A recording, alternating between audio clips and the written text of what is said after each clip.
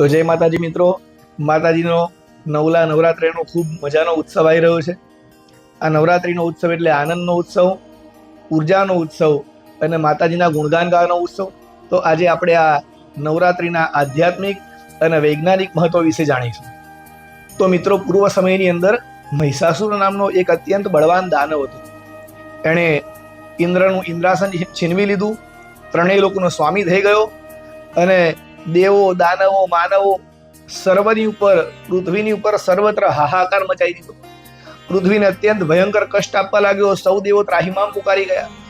સૌ દેવોએ ભેગા મળી માં આદિશક્તિ જગદંબાની સ્તુતિ કરી અને એમાંથી એક મોટો પ્રકાશપુંજ પ્રગટ થયો અને એ પ્રકાશપુંજની દેવોએ સ્તુતિ કરી, દેવોએ આરાધના કરી અને એ આરાધના કર્યા પછી દેવોએ એ પ્રકાશપુંજને આદિશક્તિને વિવિધ ઉપહારો આપ્યા અને એની સાથે સાથે વિવિધ શસ્ત્રો આપ્યા।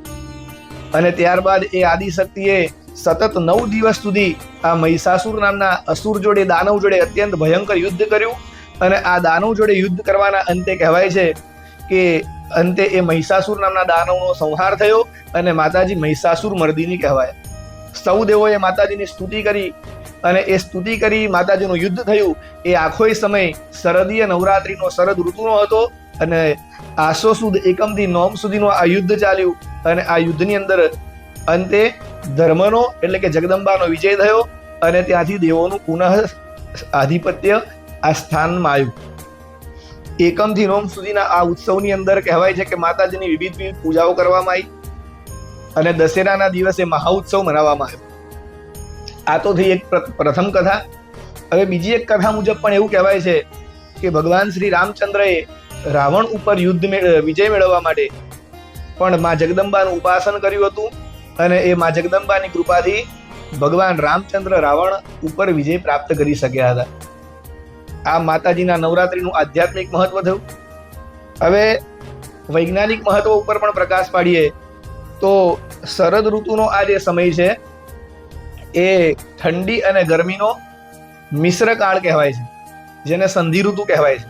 અને આ સમયની અંદર આપણા શરીરની અંદર વાત, પિત્ત અને કફનું ઇનબેલેન્સ થવાની શક્યતાઓ અને જેના કારણે આપણો જઠરાગ્નિ મંદ થવાની શક્યતાઓ રહે છે અને એના કારણે જ કરી અને માતાજીના નવલા નોરતાની અંદર, નવરાત્રની અંદર ગરબે ઘૂમવામાં આવે છે, જેના કારણે આપણા શરીરની અંદર એક સ્ફૂર્તિ, એક જાગૃતિ રહે અને આપણી પાચન શક્તિ સારી રહે અને સાથે સાથે ઉપવાસ કરી માતાજીનું પૂજન પણ થાય, ઉપવાસ પણ થાય અને ઉપવાસના કારણે પણ આપણી જઠરાગ્નિને રાહત મળે, એ જ આશયથી વૈજ્ઞાનિક રીતે પણ આ ઉત્સવનું ખૂબ મહત્વ રહ્યું છે। તો આવો જ આ માતાજીનો નવલો નવરાત્રાનો ઉત્સવ મનાવીએ। આપણે સૌ માતાજીની આધ્યાત્મિકતાથી પૂજા કરીએ, ભાવાત્મકતાથી પૂજા કરીએ, ક્રિયાત્મકતાથી પૂજા કરીએ અને માતાજીના ખૂબ ગુણગાન ગાઈએ। એ જ સાથે આપ સૌને મારા જય માતાજી। તો મિત્રો, આપને અમારો આ વિડીયો પસંદ આવ્યો હોય તો અમારા વિડીયોને લાઈક કરશો, વધારેમાં વધારે એને શેર કરશો અને વારા ઘડીએ અવારનવાર આપણે મળતા રહીએ તેના માટે આવા જ ધાર્મિક વિડીયો જોવા માટે અમારી ચેનલને સબસ્ક્રાઇબ કરજો।